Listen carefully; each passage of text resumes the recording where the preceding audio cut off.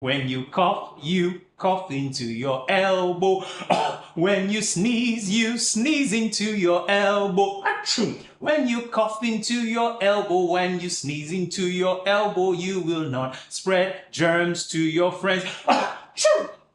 Well, so that's just an important practice that we all need to learn for ourselves, for our children.